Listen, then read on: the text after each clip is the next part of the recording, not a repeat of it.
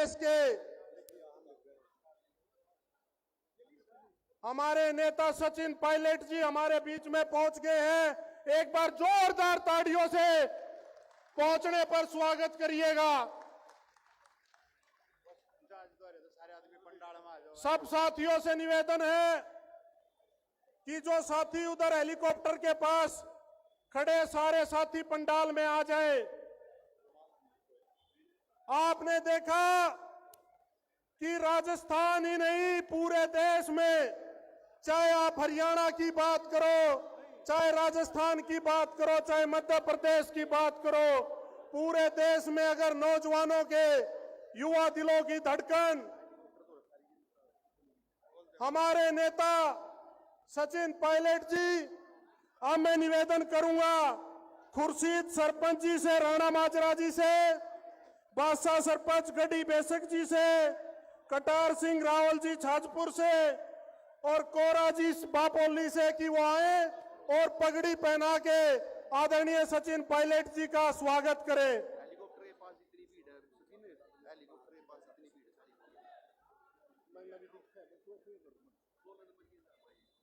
जो भी साथी उधर हेलीकॉप्टर के पास हजारों की संख्या में उधर आप साथी पहुंचे हुए हो, आपसे निवेदन है कि सारे साथी पंडाल में आ जाएं।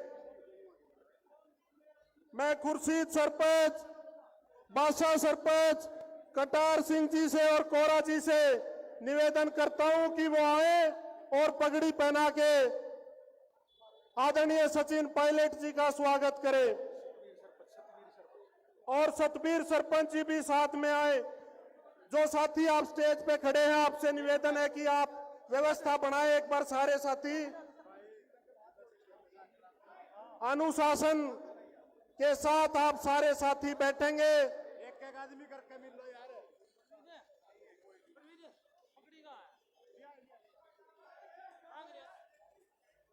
प्रवीण का नाम ले दो, प्रवीण छोकरी घोटा है, प्रवीण हटा देगा। मधु बाबूजी का, महेंद्र बाबूजी का, नेताजी अवधि उसका नाम ले दो। स्वागत की प्रक्रिया को शुरू करते हुए मैं सरपंच साहब से कहूंगा कि वो पगड़ी पहना के और सुमित सरपंच फूल बुके दे के आदरणीय सचिन पायलट जी का स्वागत करेंगे।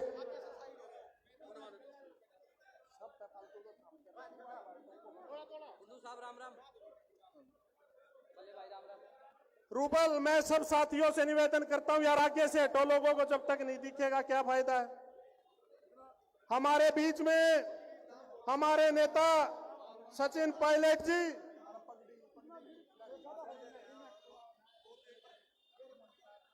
मैं सरपंच साहब से निवेदन करूंगा, खुर्शीद सरपंच जी से, सतबीर सरपंच जी से और बादशाह सरपंच जी से, कटार सिंह जी से, कोरा जी से कि वो पगड़ी से आदरणीय सचिन पायलट जी का स्वागत करेंगे।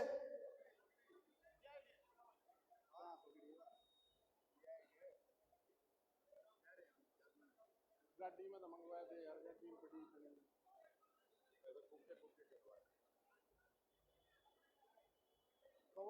कवर से दे रहा है, पगड़ी ठीक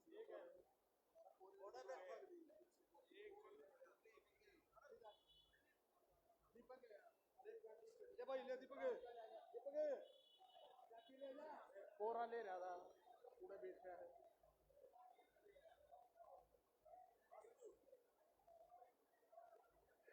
हमारे बीच में भाई कंवर सिंह छोकर जी, पूर्व विधायक आदरणीय अर्जुन जी, भरत सिंह छोकर जी, पूर्व विधायक मोहकम छोकर जी, भाई अनिल सरपंच जी पट्टी कल्याणा, अजब तंवर जी, सभी यूथ कांग्रेस के साथी रजनीश छोकर जी, सब साथी आपके बीच में पहुंचे हैं। राजेंद्र नंबरदार जी, अब मैं सरपंच साहब से निवेदन करूंगा कि बुके दे के आदरणीय सचिन पायलट जी का स्वागत करेंगे। सुमित सरपंच खोजकीपुर जी से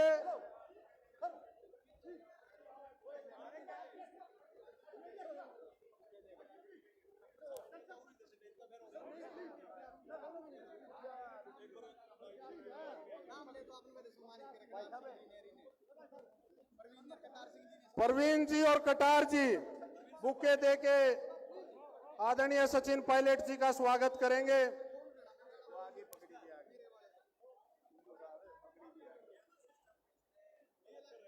फूल माला और पगड़ी से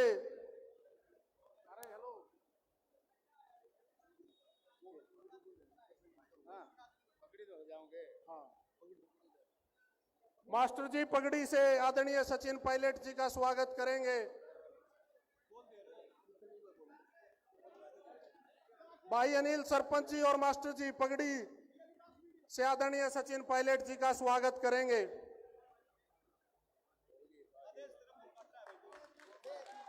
एक बार जोरदार ताड़ियों से आदरणीय सचिन पायलट जी का स्वागत करें।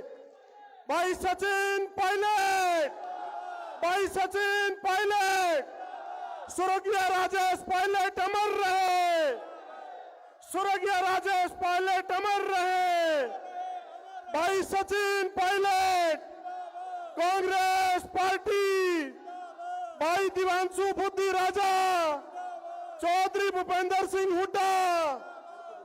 अब मैं निवेदन करूंगा हमारे करनाल लोकसभा के बहुत ही लोकप्रिय नौजवान प्रत्याशी भाई दिवांशु बुद्धि राजा जी हमारे बीच में आए और बापोली की इस जनता को जो इतने शॉर्ट नोटिस पर 6 घंटे के नोटिस पर हजारों की संख्या में आए हैं, उनसे आके वोटों की और समर्थन की अपील करें। भाई दिवांशु बुद्धि राजा जी एक बार जोरदार ताड़ियों से भाई दिवांशु जी का स्वागत करें।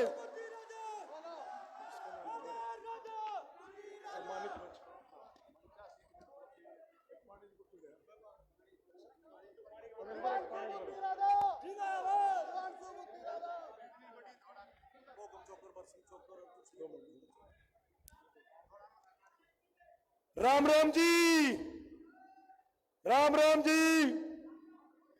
सबसे पहले तो मैं आज यहां बापोली समारखा में करनाल लोकसभा में हमारे जनप्रिय नेता राजस्थान के भविष्य, हिंदुस्तान की बुलंद आवाज आदरणीय सचिन पायलट जी का आज यहां बापोली में पहुंचने पर मैं हार्दिक अभिनंदन करता हूं, स्वागत करता हूं। मैं धन्यवाद करता हूं आदरणीय सचिन पायलट जी का कि जिन्होंने इस चुनावी रण के अंदर बड़ा जरूरी समय निकालकर हमारे बीच में पहुंचे हैं। सचिन पायलट जी आज मात्र राजस्थान ही नहीं पूरे हिंदुस्तान में नौजवानों के प्रेरणा स्रोत है। आज पूरा देश अगर युवाओं के प्रति आज 2 नेताओं को खास तौर पे देखता है, एक हमारे बीच में आदरणीय सचिन पायलट जी मौजूद हैं और एक हरियाणा के नौजवानों के भविष्य चौधरी दीपेंद्र सिंह हुड्डा जी। ये दोनों बड़े भाई, क्योंकि दीपेंद्र हुड्डा जी अभी कुछ दिन पहले हमारे बीच में आए थे और आज सचिन पायलट जी पहुंचे हैं। मैं दिल की गहराइयों से आपका आभार व्यक्त करता हूं। मैं बताना चाहूंगा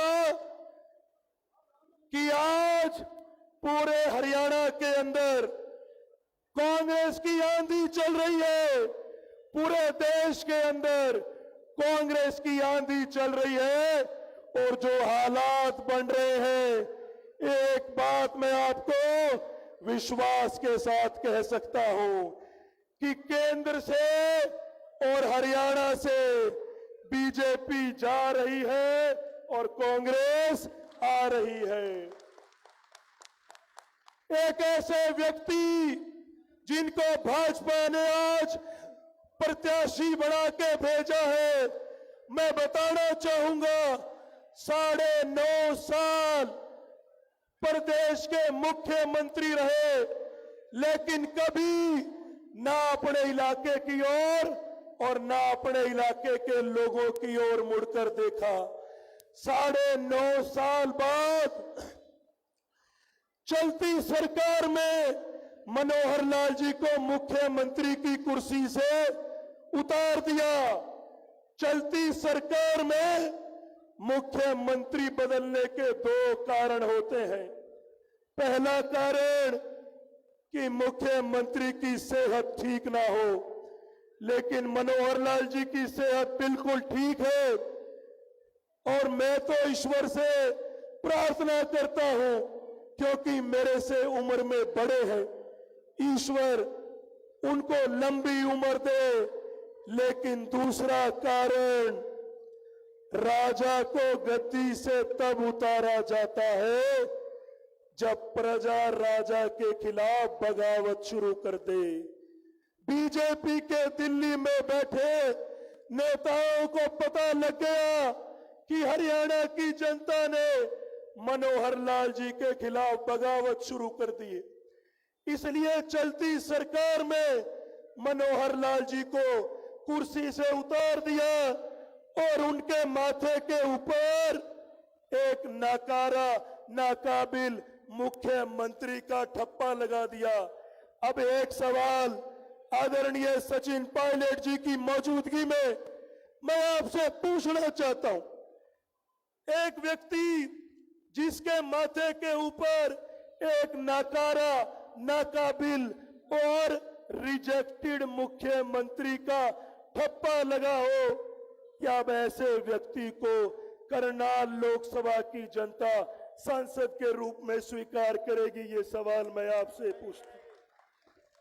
और 9.5 साल इतना अहंकार, इतना घमंड, 9.5 साल सत्ता के अहंकार में चूर होकर आसमान की तरफ मुंह करके चलते रहे, कभी अपने लोगों की तरफ नहीं देखा, कभी आपके सुख दुख में शामिल नहीं हुए, कभी इस इलाके के लिए कोई काम नहीं करवाया। बड़े बुजुर्ग कहते हैं कि जो वृक्ष झुके हुए होते हैं फल उन्हीं पर लगते हैं। आम के वृक्ष पर फल इसलिए लगते हैं क्योंकि वो झुका हुआ है, कभी सफेदे के पेड़ पर फल नहीं लगते।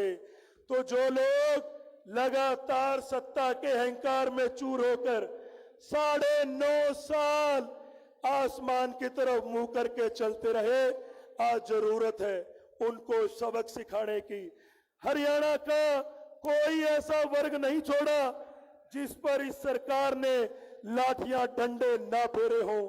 किसान पीटे, नौजवान पीटे, आंगनवाड़ी वर्कर पीटी, कर्मचारी पीटे और तो और सरपंच भी पीटे।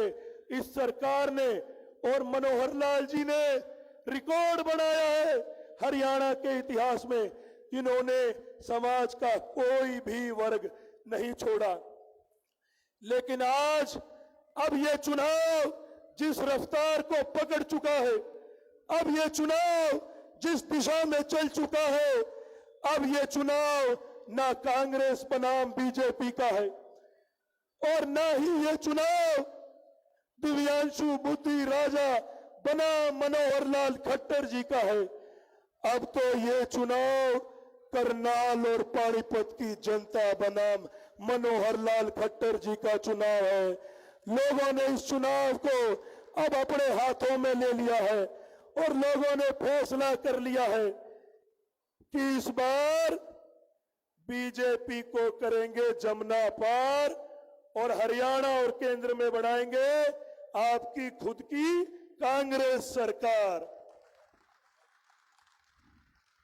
मैं ज्यादा समय नहीं लूंगा, लेकिन जिस प्रकार से दिन प्रतिदिन कांग्रेस के अंदर पूर्व विधायक, डिप्टी मेयर, सरपंच, पार्षद जुड़ते जा रहे हैं, ये माहौल बन रहा है, ये वातावरण तैयार हो रहा है।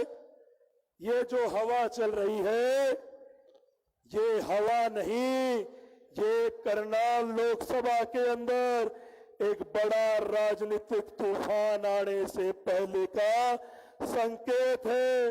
तो मैं सम्मानित बुजुर्गों के बीच में, नौजवान साथियों के बीच में, मातृशक्ति के बीच में और हमारे आदरणीय आज के मुख्य अतिथि बड़े भाई श्री सचिन पायलट जी और सम्मानित मंच के बीच में मैं आज आपके बीच में आपका बेटा बनकर, आपका भाई बनकर आज आपके बीच में आया हूं और बतौर कांग्रेस प्रत्याशी आपसे अपील करता हूं, आपके चरणों में निवेदन करता हूं कि एक तरफ तो 71 साल के मनोहर लाल जी खट्टर हैं, एक तरफ एक ऐसे व्यक्ति हैं जिनको दो बार मुख्यमंत्री बनने का सौभाग्य आप लोगों ने दिया, लेकिन पिछले 9.5 साल में हमारे लिए और इलाके के लिए कोई काम नहीं किया। और एक तरफ आपका ये बेटा है, उम्र 31 साल है,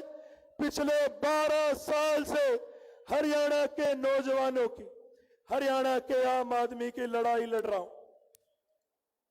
मनोहर लाल जी कहते हैं कि कांग्रेस का जो प्रत्याशी है उन पर मुकदमे दर्ज हैं।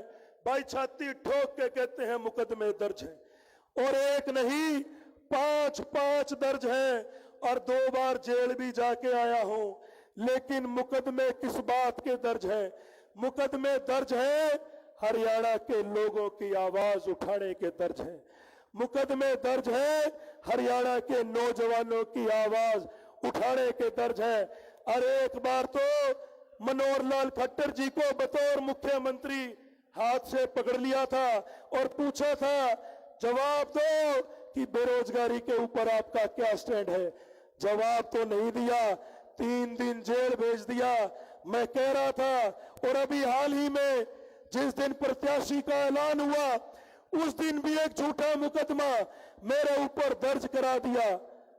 मैं तो धन्यवाद करता हूं बाबा साहब भीमराव अंबेडकर जी के बनाए संविधान का कि जिस झूठे मुकदमे में मेरे को फंसाने की कोशिश करी, माननीय अदालत में जाकर मुझे जमानत दे दी और मैंने बाहर आके कहा कि खट्टर साहब मेरे को तो अदालत ने जमानत दे दी, एक बार आप जनता की अदालत में आइए, जनता इस बार आपकी जमानत जब्त करने का काम करेगी, जमानत जब्त करने। समय का अभाव है क्योंकि आदरणीय पायलट साहब के आगे के कार्यक्रम निर्धारित है।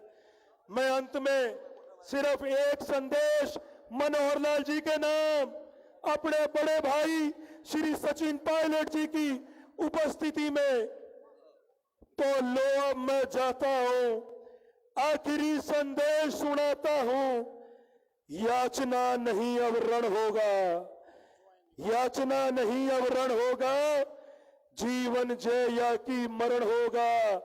मनोहर लाल जी रण अब ऐसा होगा फिर कभी नहीं जैसा होगा, फिर कभी नहीं जैसा होगा।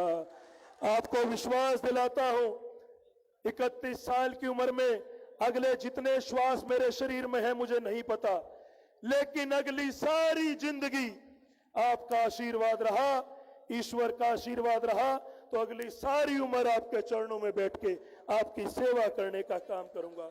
बहुत बहुत धन्यवाद। सचिन पायलट जिंदाबाद, बड़े भाई सचिन पायलट जिंदाबाद। भाई मेरे को 5 मीटिंग और करनी है, मैं इसका थोड़ा पीछे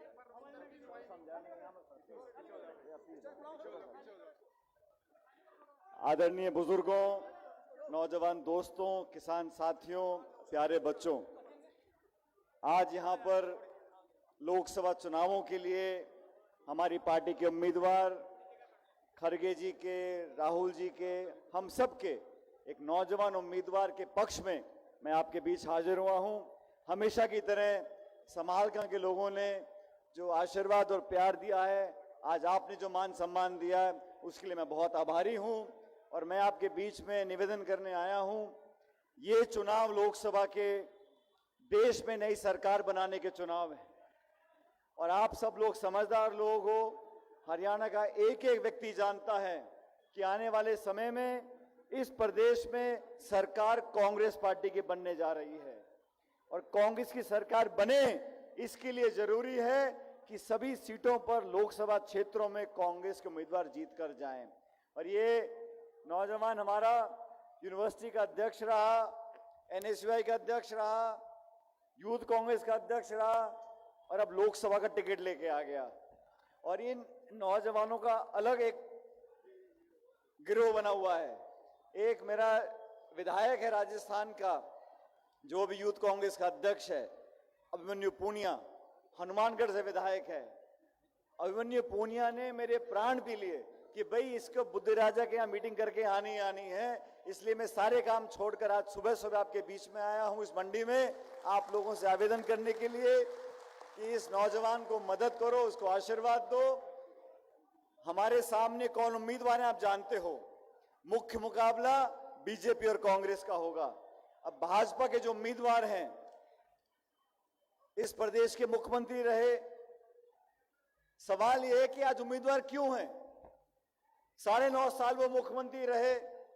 अगर इतना बढ़िया काम किया होता, अगर हरियाणा का एक एक व्यक्ति उनको चाहता, उनके प्रशासन के सरकार की नीतियों के लोग प्रशंसक होते, तो उनको पद से क्यों हटाते? और पद से हटाया था तो कहीं ना कहीं कमी होगी, और कमी थी तो टिकट क्यों दिया लोकसभा का यहां लड़ने के लिए? मैं तो आपसे कहना चाहता हूं कि कांग्रेस पार्टी ने जो घोषणा पत्र बनाया है, उस घोषणा पत्र में साफ साफ लिखा है, पहली बार देश में किसानों को उनकी फसल की खरीद पे एक कानून बनने जा रहा है। यहां मंडी में हम खड़े हैं, जो बिचौलिए हैं, काला बाजारी करने वाले लोग हैं, उन पर अंकुश लगाने के लिए 10 साल से इस केंद्र की सरकार और हरियाणा की सरकार ने कुछ नहीं किया।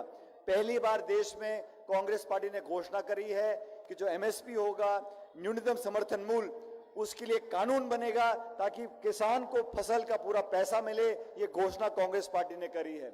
हम लोगों ने कहा देश में जो सबसे गरीब परिवार हैं, प्रत्येक परिवार को सालाना 1 लाख रुपए की आर्थिक मदद हम लोग देंगे, उनके खाते में पैसा पहुंचेगा। इस देश की सरकार ने चंद लोगों के लाखों करोड़ कर्जा माफ कर दिए, 16 लाख करोड़ रुपया चंद उद्योगपतियों के कर्जे माफ कर दिए। तो देश में जो सबसे गरीब परिवार हैं, उनके घरों में 1-1 लाख रुपए देने की घोषणा कांग्रेस पार्टी ने करी है। हम लोगों ने कहा जो नरेगा के काम चलते हैं, रोजगार का अधिकार कांग्रेस पार्टी ने दिया था। हमने कहा जो दिहाड़ी मिलती है, अभी 200-250 रुपए मिलती है, उसको 400 रुपया करेंगे। जो महंगाई का हाल हो गया है, जो बेरोजगारी, शिक्षित लड़के लड़कियां भटक रहे हैं, उनको रोजगार देने को तैयार नहीं है। 30 लाख पद खाली पड़े भारत सरकार के, उन 30 लाख पदों को भरने का काम हमारी सरकार करेगी। ये सब तब संभव होगा साथियों, जब आप अपना आशीर्वाद और अपना वोट कांग्रेस पार्टी को और हमारे नौजवान उम्मीदवार को आप दोगे। मैं जानता हूं अभी चुनाव में 2-5 दिन का समय है, बहुत से नेता आएंगे, बहुत से भाषण देंगे, अलग अलग तरह की बातें बोली जाएंगी, लेकिन मैंने देखा है जो जनप्रतिनिधि, नौजवान आपके लिए भाग दौड़ कर सकता है, मेहनत से, सच्चाई से आपकी सेवा कर सकता है, वैसा और कोई नहीं कर सकता। हमें जाति बिरादरी सब भूलकर इस पंजे को, कांग्रेस के निशान को याद रखना है और कांग्रेस पार्टी की पूरे उम्मीदवार पूरे देश में, कल मैं उड़ीसा में था, एक ऐसा बदलाव का माहौल है, पूरे देश में आज लोग बदलाव चाह रहे हैं और मैं जानता हूं कि हमारा इंडिया का गठबंधन और कांग्रेस के उम्मीदवारों को लोग आशीर्वाद दे रहे हैं। हमारा बगल का प्रदेश राजस्थान, जहां से मैं आता हूं, मैं आपको आश्वासन देना चाहता हूं कि राजस्थान में बीजेपी से ज्यादा सीटें कांग्रेस पार्टी जीतने वाली है। इसलिए हरियाणा में विधानसभा के चुनाव कुछ महीने बाद होंगे, उसकी एक झलक आपको लोकसभा में दिखानी है। और भाजपा की सरकार, केंद्र की कैसी सरकार बनी है, 2 मुख्यमंत्रियों को जेल में डाल रखा है, किसानों के खिलाफ 3 काले कानून बनाए, और आप सब जानते हो दिल्ली में जाके 1.5-2 साल तक किसानों ने धरने दिए, सैकड़ों किसानों की मौत हो गई, तब जाके इन्होंने अपने कानून वापस करे हैं। नोटबंदी लेकर आ गए, जीएसटी लेकर आ गए, और पूरे देश में जो संस्थाएं हैं, उन संस्थाओं को कमजोर करने का काम किया जा रहा है, अंकुश लगाया जा रहा है। कांग्रेस सबसे बड़ी पार्टी विपक्ष की, चलते चुनाव में कांग्रेस पार्टी के बैंक के खाते सीज कर दिए। निर्वाचन आयोग, चंडीगढ़ में चुनाव चला था महापौर का, आप सबने देखा होगा, निर्वाचन अधिकारी खुद बैठ के वोटों को खराब कर रहा है। वो तो कैमरे में पकड़ा गया, तब जाके सुप्रीम कोर्ट ने दस्तक दी बीच में। सारी संस्थाओं को, न्यायपालिका को, निर्वाचन आयोग को, संवैधानिक संस्थाओं को लगातार कमजोर करने का काम इस सरकार ने किया है। और ये विपक्ष मुक्त बनाना चाहते हैं, कांग्रेस मुक्त बनाना चाहते हैं। अरे 400 पार तो राजीव गांधी के साथ सांसद थे तो 1984 में। आप में से कभी किसी ने सुना कि राजीव गांधी जी ने बोला हो कि मैं विपक्ष मुक्त बनाना चाहता हूं या भाजपा को खत्म करना चाहता हूं?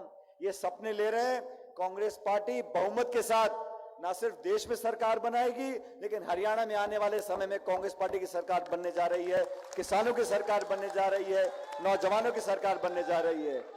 मैं तो आप लोगों से निवेदन, और कल बहुत कम समय में यहां पर आने का कार्यक्रम बना, बहुत से हमारे साथी बोलना चाहते थे, कुछ लोग हमारे साथ आज पार्टी में ज्वाइन करना चाह रहे हैं। मैं सबका स्वागत करता हूं, और जितने मंच पे नेता बैठे हैं इन सब लोगों से माफी मांगता हूं, क्योंकि मुझे आज 5 मीटिंग और करनी है। लेकिन मेरा मन था कि इस नौजवान बुद्धिराजा के लिए आपके बीच में आऊं, आपसे वोट मांगूं। और आप सब जानते हो साथियों, ये वो समालका है जहां स्वर्गीय पायलट साहब का बहुत पुराना रिश्ता है, और इस क्षेत्र से हमारे परिवार का एक अटूट संबंध बना हुआ है सन 87 से। यहाँ जो बड़े बुजुर्ग बैठे आप जानते होंगे, तब से लेके आज तक ये पट्टी कल्याणा गांव से लेके दिल्ली तक जो एक लहर उठी थी कांग्रेस वालियों की, उस मूवमेंट में, उस जोश में आप सब हमारे साथ रहे थे। आज इतनी भीषण गर्मी में सुबह सुबह आप लोग यहाँ पर आए, हम सबको आशीर्वाद देने के लिए मैं आपका धन्यवाद देना चाहता हूं। लेकिन इस बात का मैं आश्वासन चाहता हूं, जब 25 तारीख को वोट पड़ेंगे, हम सब एक एक वोट के मालिक हैं। पहली बात तो वोट डालनी है, दूसरी बात जवान और किसान की कोई जाति बिरादरी नहीं होती, हमें नौजवानों का साथ देना है। और राजस्थान में मैं राजनीति करता हूं, इतिहास गवाह है, जितना हो सका हमने नौजवानों को आगे लाए हैं, चाहे विधायक बनाने में मदद करनी हो, सांसद बनाने में मदद करनी हो।